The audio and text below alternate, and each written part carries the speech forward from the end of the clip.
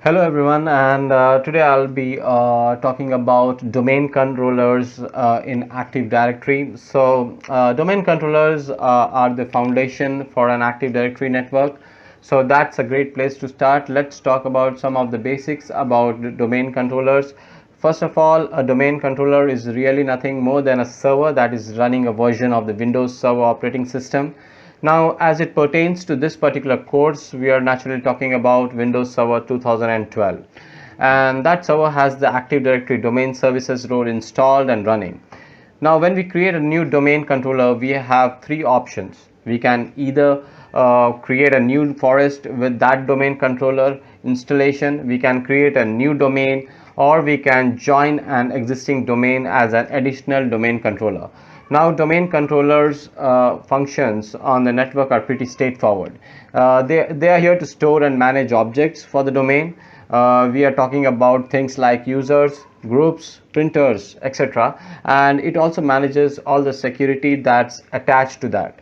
Logins for users, permissions for groups, resources, files, folders, printers, all those things all fall under the domain, if you will, no pun intended, of the domain controller.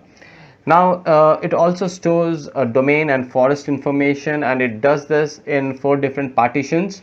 Don't worry about what a partition is right now, but we are talking about the domain directory partition, the schema partition, the configuration partition, and the application directory partition.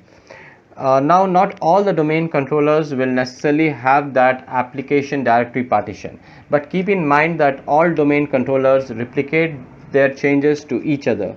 As a matter of fact, they are configured in what's called a multi-master replication model. Changes can be made to any domain controller, and then those changes get replicated to all other domain controllers. So this creates a lot of fault tolerance and lot of availability. Some domain controllers provide special services, things like a global catalog server. This stores the objects for the domain and all the domains in the forest, and so when somebody from a domain looks for an object in our domain, it contacts the global catalog server, and it kind of serves as the white pages, like for who is this, where are they, give me any details that I need to be able to use this object. And then there are operations master. Now, I mentioned just a couple of seconds ago that domain controllers are in a multi-master replication model, but there are some functions that simply always have to be carried out at one particular machine, and these operations masters are those machines. One of those roles is the schema master, another is the domain naming master, the primary domain controller or PDC emulator, the infrastructure master, the relative ID or RID master. Now, with schema master and the domain naming master, you will have only one of these operation masters on only one domain controller in the entire forest. And of course, a forest is a collection of related domains.